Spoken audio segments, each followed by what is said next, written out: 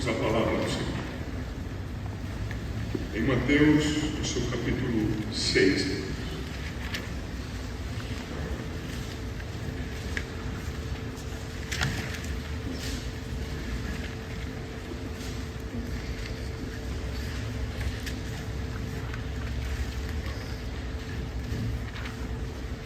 Os versos 5 a 9.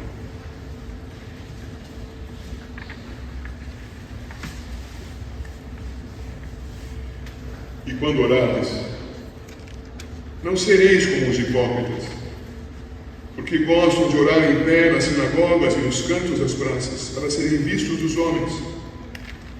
Em verdade vos digo que eles já receberam a recompensa. Tu, porém, quando orares, entra no teu quarto e, fechada a porta, orarás a teu Pai que está em secreto. E teu Pai que vem em secreto te recompensará. E orando, não useis de vãs repetições, como os gentios, porque presumem que pelo seu muito falar serão ouvidos. Não vos assemelheis, pois, a eles, porque Deus, o vosso Pai, sabe o que tendes necessidade, antes que lhe peçais. Portanto, vós orareis assim: Pai nosso que estás nos céus, santificado seja o teu nome. Antes da pregação da palavra, eu preciso dizer que eu tenho alguma coisa aqui para os pequenos. Temos crianças conosco aqui? Vejo 4 ou 5 talvez. O Tiago não poderia me ajudar aqui, por favor?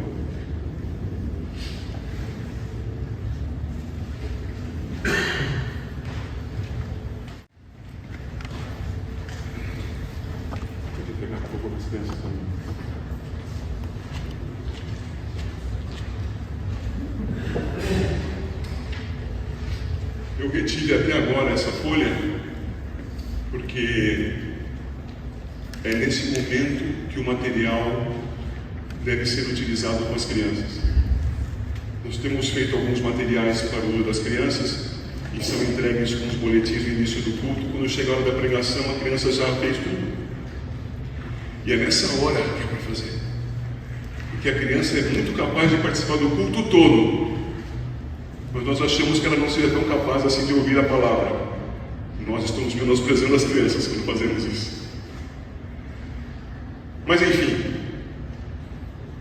o material é para ser utilizado na hora da pregação, porque ele trará aspectos que serão facilitadores do acompanhamento da pregação. E as crianças, com um pai, com mãe, com responsável, que queiram ocupar as cadeiras lá atrás, de frente para o púlpito, podem ir para lá, não há problema nenhum. É até muito bom que aconteça, para que tenham onde apoiar o seu papel, fazer a sua leitura dos textos que tem aqui, letras garrafais, e fazer a pintura das ilustrações que estão aí para isso. Também temos aí essa figurinha com um garotinho orando de joelhos ao pé da cama, esse senhor adulto orando em algum lugar. Certamente não é no seu quarto, ele está com paletó e gravata. Temos esse outro rapaz aqui carregando mala de viagem, parece que no aeroporto.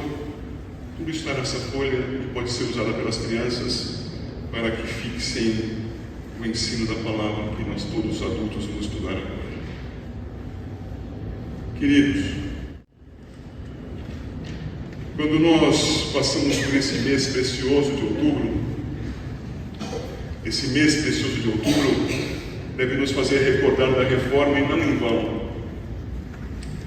Nos nossos dias, queridos, e ouso dizer, não nos nossos dias apenas, desde que há homem e pecado na terra, há desvirtuamento da palavra do Senhor. Lá estava o homem no jardim. O Senhor disse ao homem que não deveria comer do fruto da árvore do conhecimento do bem e do mal. E quando a mulher foi perguntada a respeito disso pela serpente, ela disse: nem olhar, nem tocar nela. Isto é, a palavra já foi pervertida na primeira oportunidade. Isso acontece a história da humanidade toda. E a reforma é preciosíssima. Por isso, irmãos, não porque ela se atualiza, não porque ela olha para os movimentos do mundo e então pensa: como farei para que o mundo entenda, para que o mundo aceite isto que eu tenho tanto desejo de dizer? Já sei, vou dizer que o pecado não é mais pecado. Vou dizer que o casamento já não é mais algo que se preze. Vou dizer que o sexo já não é alguma coisa que deve ser preservada somente para o casamento imonogâmico. Vou dizer uma porção de coisas a fim de que as pessoas se aproximem disso que eu vou chamar de evangelho, mas é um novo evangelho.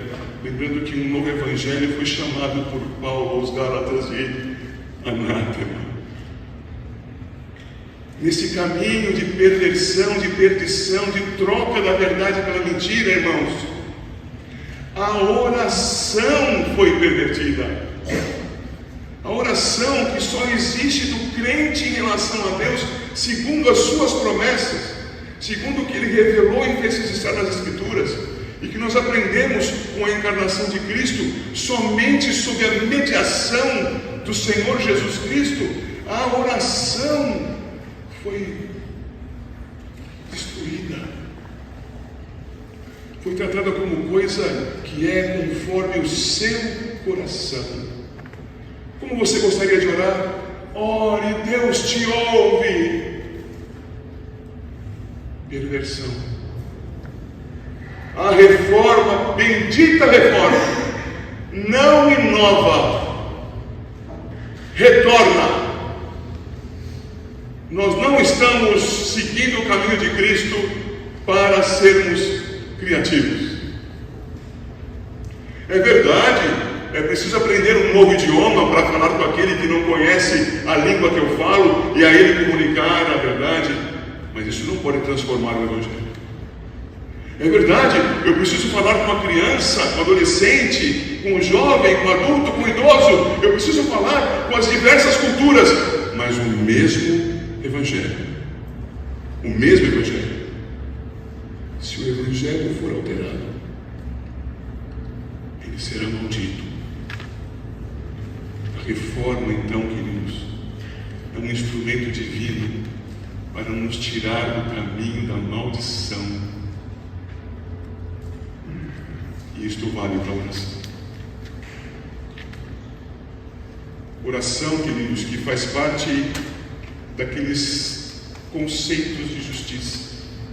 Talvez você se recorde, quando estudávamos Mateus, em seu capítulo 5, passamos pelo verso 20, e vimos ali o Senhor Jesus dizendo: porque vos digo que se a vossa justiça não excederem muito a dos escribas e fariseus, jamais entrareis no reino dos céus.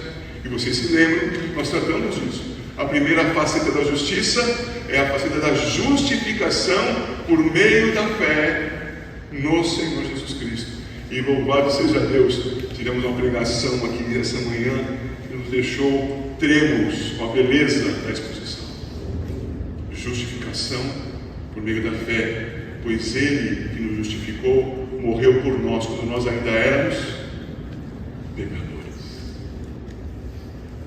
Essa é a primeira faceta. A segunda faceta da justiça é a da lei. Como seremos justos se não observarmos a lei de Deus? A justiça em decorrência da observação da lei. Logo, a lei diz isto, e eu então vou procurar obedecer a lei, e o farei no poder do Espírito Santo, porque não podemos nos esquecer. O Sermão do Monte foi pregado para os discípulos, embora muitos o tenham ouvido. Aos discípulos, isto é, aqueles que professavam o nome de Cristo.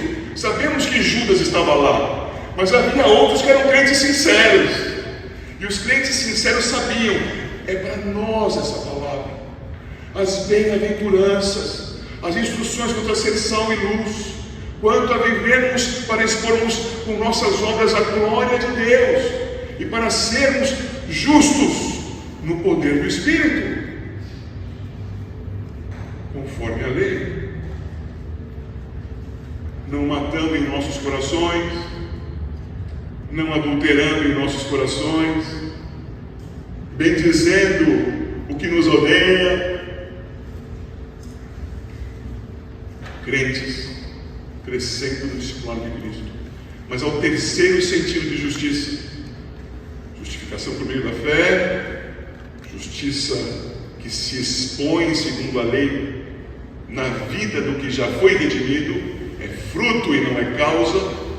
E agora, outro fruto, o fruto da justiça religiosa, da justiça em seu aspecto moral. E aprendemos lá em Tiago 1,27 que nós devemos nos preservar puros, e ninguém peca se abrir Tiago 1,27 para conferir. E preservar puros, cuidando da viúva, cuidando do órfão e preservando-nos puros.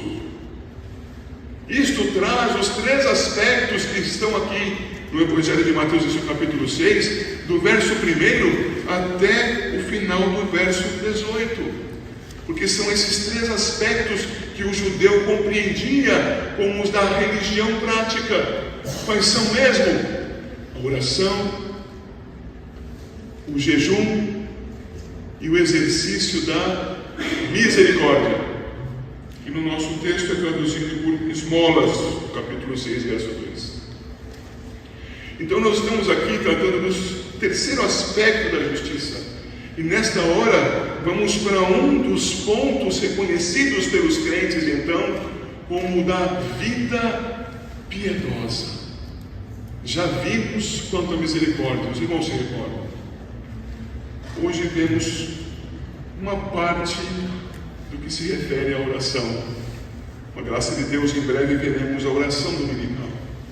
Hoje ficaremos dos versos 5 até o início do verso 9. Justiça moral, religiosa, expressa num ato, o ato da oração. Como isso se dá? Se dá, irmãos, segundo as Escrituras. Se dá, irmãos, reformando a nossa oração. Pastor, eu oro todo dia, eu já sei orar muito bem. Ótimo! Verifica isso que é a tua prática como padrão agora. Verifica isso que você faz na sua rotina conforme as Escrituras. Sabe por quê? Porque se não estiver de acordo com as Escrituras, não são as Escrituras que precisam mudar. É você. Você precisa mudar a sua oração. Então verifica. Vamos ver juntos? A oração bíblica reformada, quer dizer, que volta para as Escrituras, é uma oração, capítulo 6, verso 5. Quando orares, não sereis como os hipócritas, porque gostam de orar em pé nas sinagogas e nos cantos das praças, para serem vistos dos homens. Em verdade vos digo que eles já receberam a recompensa. Aí no seu programa está orando aos homens. Estudando mais, entendi que não convinha manter o orando como está no seu programa, e sim trocando por não, como está ali. Não aos homens. Quando nós oramos, irmãos, certamente, se estivermos em assembleia, se estivermos numa reunião de oração, nós deveremos em algum momento levantar a voz. Deveremos fazer com que as pessoas nos ouçam, porque como corpo reunido em oração, quando aquela pessoa estiver orando, todos estarão orando com ela. E a oração, se for segundo as Escrituras, olha a reforma. Se for uma oração segundo as Escrituras, contará com um acordo dos demais. Certo? Mas o objetivo dessa oração é que haja acordo, é que todos falem, cada um à sua vez, a seu tempo, e falando segundo as Escrituras, tenhamos isso como uma unanimidade, um pensamento comum sendo expresso em nome de Cristo diante de Deus. A oração na reunião de oração, ou no salão de culto, ou diante da família, feita angariar apreciação, aplauso, elogio. Não é Deus. Essa oração que tantos fazem tantas vezes, que é preciso que nós, que eu, reconheçamos os nossos pecados, porque acontece, infelizmente, de nós sermos hipócritas, e aquele que disser que não é, ou que não foi, que não agiu assim, examine-se um pouco mais. Quando nós estamos orando diante das pessoas, que nós nos lembremos que estamos diante delas, mas que nós não oremos para que elas apreciem. A oração que é feita para que as pessoas apreciem não colocará em evidência a ruína da vida das pessoas. Nós só falaremos coisas boas.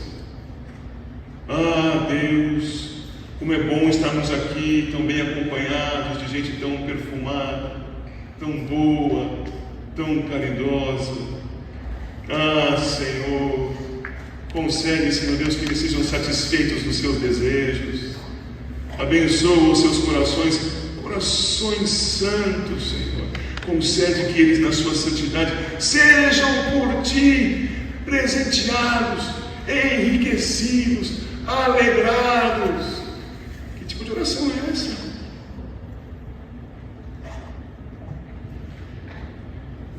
Amados, falando com Deus, pode haver lugar para gratidão, é claro.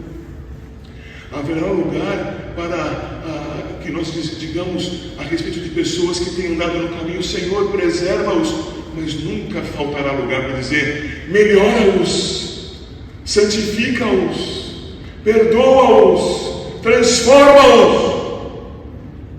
Nunca faltará lugar para isso. Mas quando alguém orar para ser visto, provavelmente não será só com o melhor vocabulário que conheça que ele vai falar. Vai falar para agradar, vai falar para conquistar, para ter consigo. O que Cristo diz a respeito desses que oram aos homens? Diz que eles, verso 5 ao seu final, já receberam a recompensa. Percebam como isso é semelhante ao que se dá no versículo 2, quando a esmola é dada, quando a misericórdia é exercida, quando alguma coisa é feita para que os demais vejam. Ora, os demais viram, já recebeu a recompensa. Você é joia, hein? Você é ponta firme, hein? Gosto de você. Você ajuda as pessoas, hein? Será que Deus também está dizendo isso? Será que o Senhor está reconhecendo que isso foi feito em Cristo Jesus? Se isso vale para as esmolas, vale para a oração. A oração não é para os outros verem. A sua oração, a minha oração, é oração a Deus. E reforçando muitas vezes o que você pensa doutrinariamente, o orador falará a doutrina. E você, concordando com a doutrina, dirá o quê? Amém, concordo. E se ele escamotear e sair do caminho da doutrina, o que você vai fazer? Não posso concordar com essa oração. Ela não é bíblica. Ela não é reformada. Amados, no tempo da reforma, quando o Calvino escreveu as Institutas, ele reservou dos seus grossos calhamaços das Institutas o maior dos capítulos para oração, para estudar, se debruçar, para trabalhar. E por que era tão importante a oração para um reformado? Porque naquele momento, veja se isso continua acontecendo, naquele momento iam fazer oração ao Padre e confessavam o pecado ao Padre e recebiam a absolvição do Padre e faziam oração. Eu vou fazer alguma coisa caricata, ação longuinho. Faziam oração à Virgem, faziam oração aos anjos. Mas como? Olha, se é conforme as imaginações, posso orar como eu quiser. Pode orar. Mas o fará aos homens, diante dos homens, conquistando apreciações de homens. Quando Tetzel se apresentou na Alemanha diante de Lutero, dizendo a respeito das indulgências, irmãos, ele certamente recebia moedas para pagarem pelos pecados daqueles que lhe pagavam e também pelos pecados de outros já falecidos. Recebia aquelas moedas e ouvia com toda certeza pessoas dizendo belas orações, orações acompanhadas de valores financeiros, de escrituras de propriedade, mas orações, e que eram aquelas coisas, orações feitas aos homens. O que elas recebiam? Recompensa humana. Eu lhe pergunto, quando você ora a Deus, é de homens que você quer a resposta?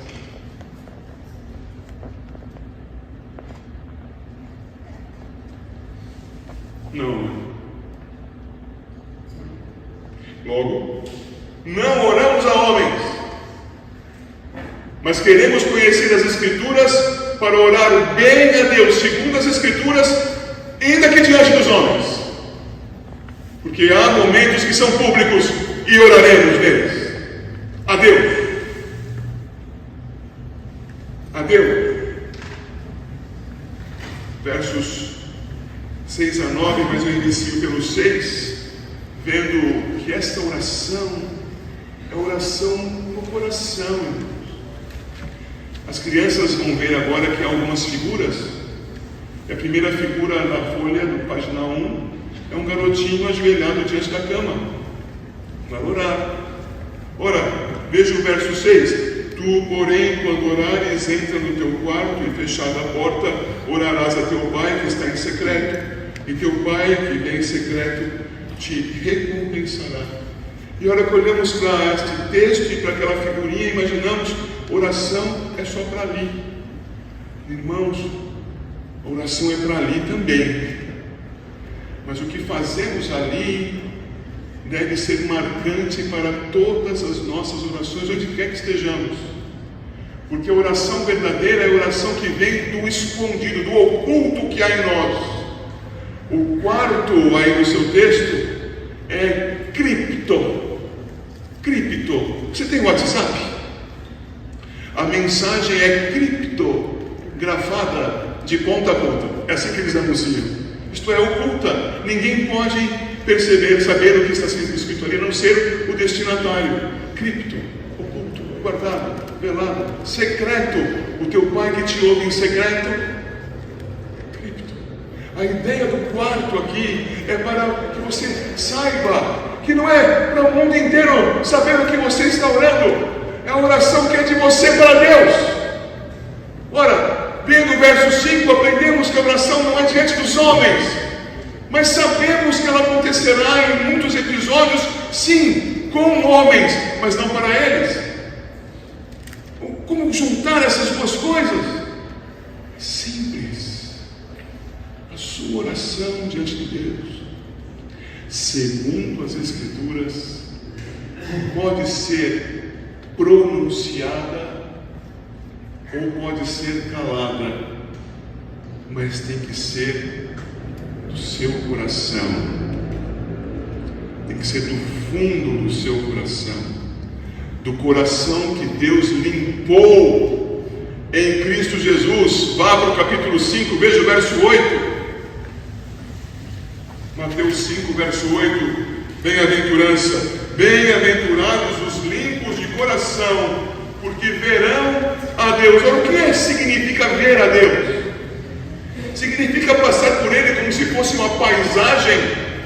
É passar por Deus como se fosse um museu, admirar as suas características e falar sobre alguma coisa sobre o autor? É claro que não. Ver a Deus aponta para a nossa comunhão com Ele. Na medida em que Ele nos limpou, limpos de coração, estes discípulos de Cristo têm comunhão com Deus. Veem a Deus. A sua oração, pronunciada de viva voz ou não, deve vir desse coração que o Senhor limpou aí. O sangue de Cristo que limpou a sua vida. Um Todo-Poderoso que tirou você da lama da morte. Ele que te fez agora ter um coração limpo. É aí do oculto do teu coração, do profundo da tua vida, que vai brotar a oração. E tantas vezes ela será ouvida pelos outros, mas não será para eles.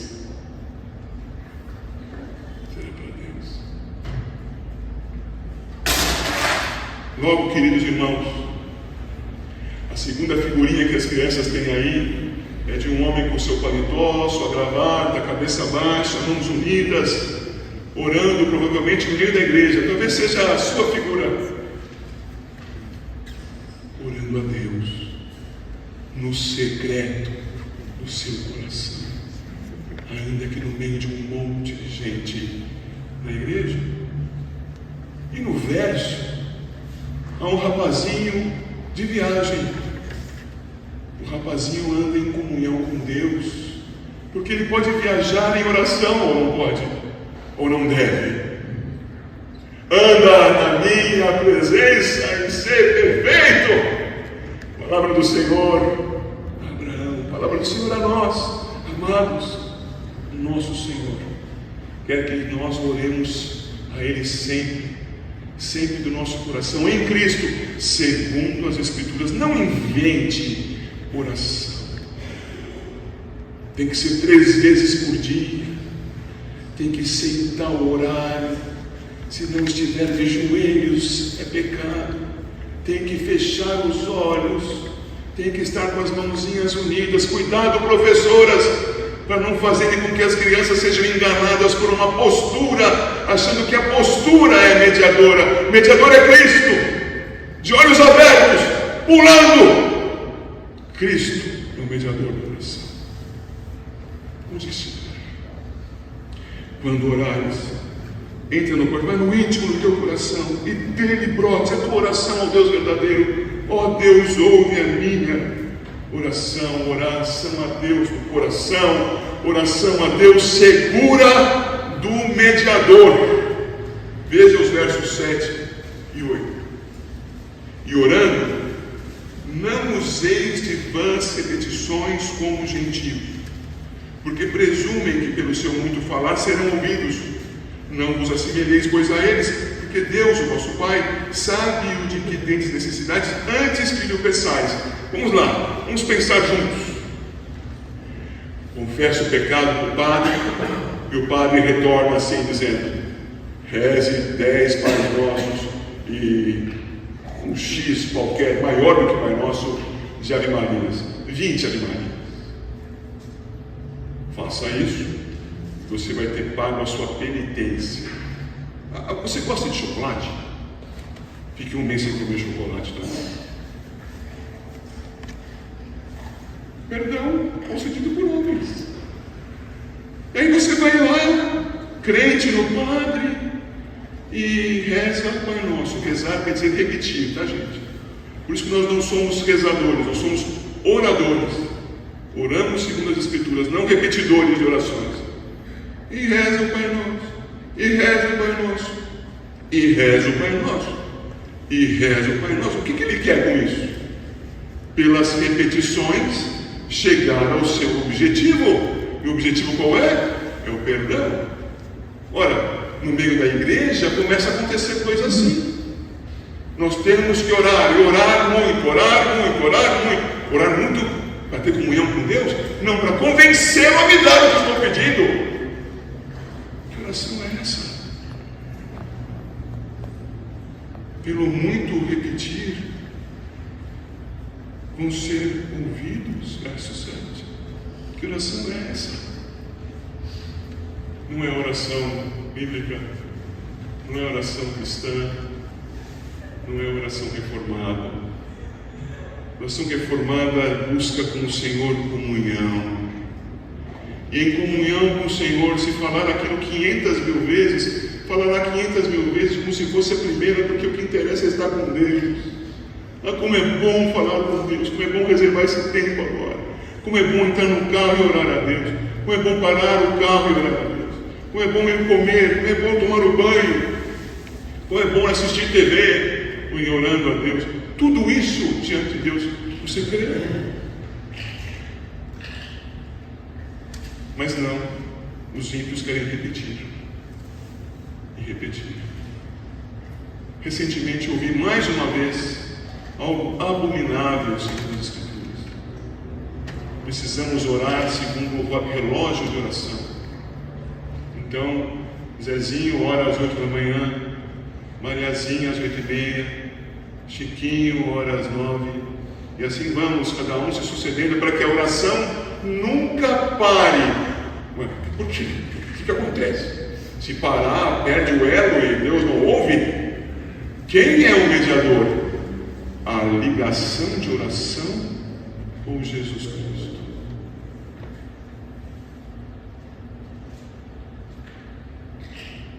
Os irmãos me viram fazendo vigílias de oração aqui alguma vez? Porque as vigílias de oração costumam ser passatempos de sofrimento. É isso mesmo.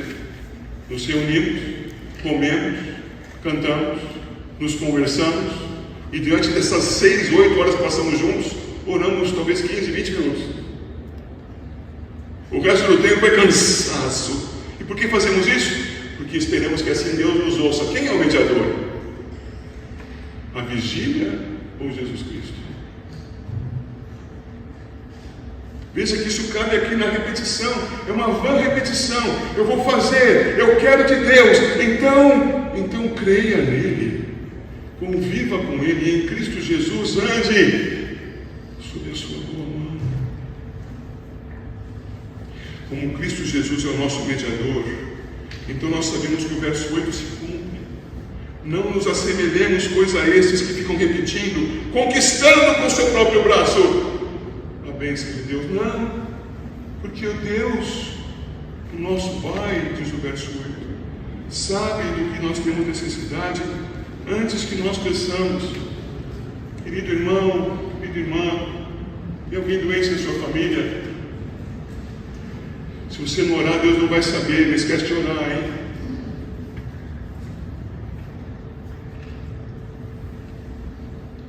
Oração, amados, para termos comunhão com Deus. A bênção de andarmos com Deus. Sabem, queridos, vou contar um exemplo pessoal paralelo. Peço que os irmãos tenham paciência e me acompanhem.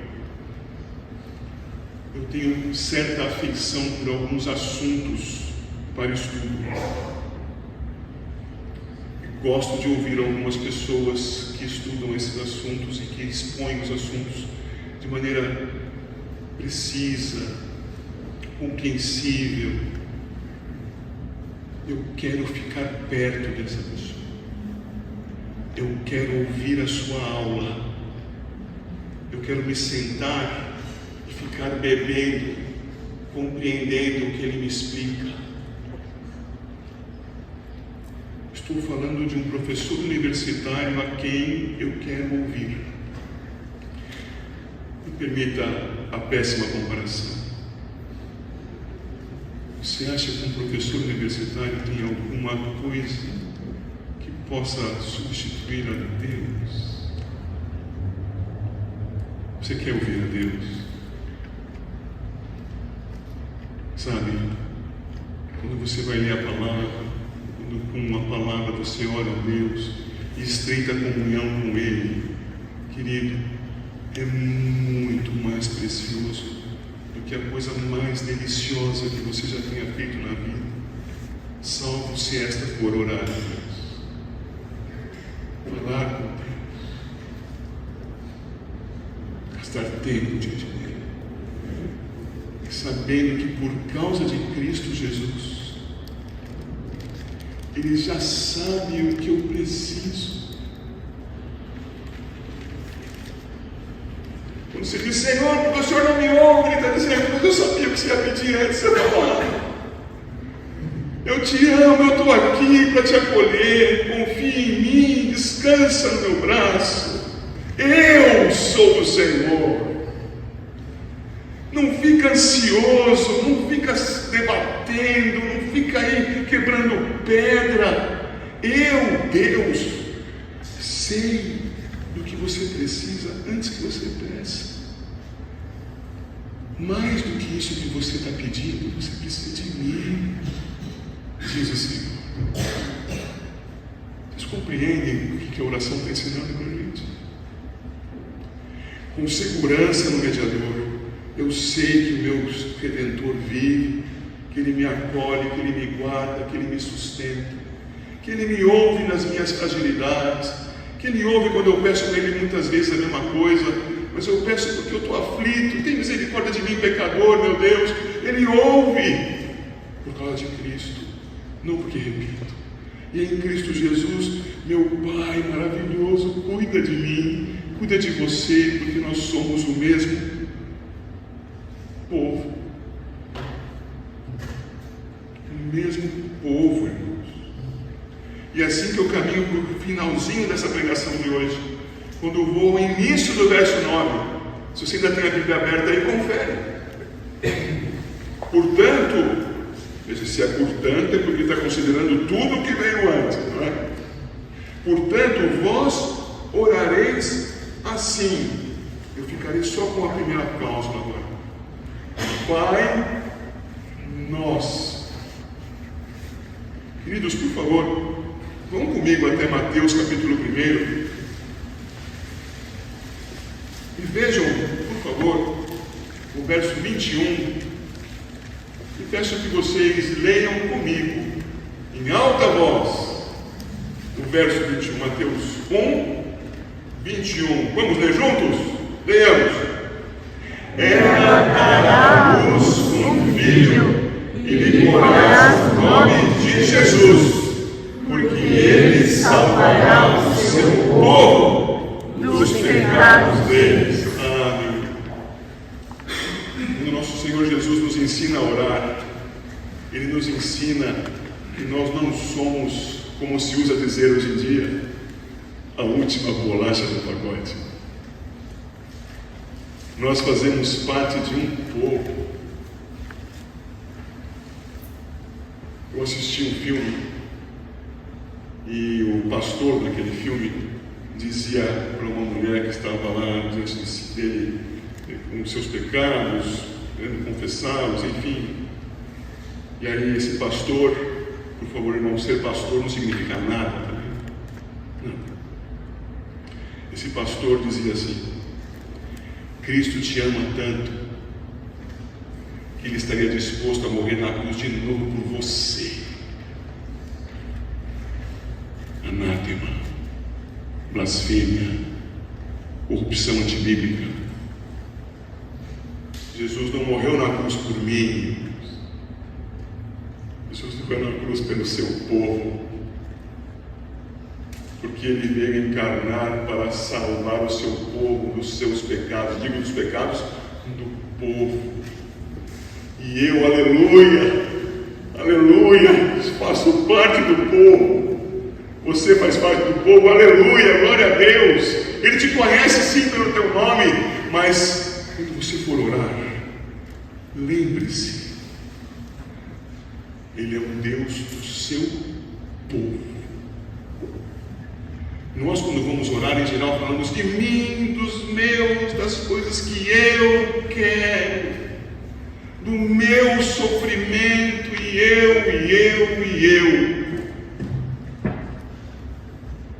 Será que nós lembramos que fazemos parte de um povo, o povo de Deus? É interessante olharmos para a instrução do Senhor na oração e percebermos que Ele diz aos seus discípulos: orem em secreto, e quando orardes, digam, quando orardes, dizei: Pai nosso. Lembre-se disso quando você for orar. Você faz parte de um povo cujo rei é Jesus, povo cujo rei ama você, te redimiu porque te ama, ama você no meio do seu povo. Quando você for orar, lá no seu quarto, no seu carro, lavando louça, cortando grama, será que alguém corta grama? Não sei, mas fazendo o que for, lembra, é você e mais o povo que estão diante do Altíssimo para o louvor da sua glória, sendo ouvido pelo próprio Deus. Amados, temos orado assim?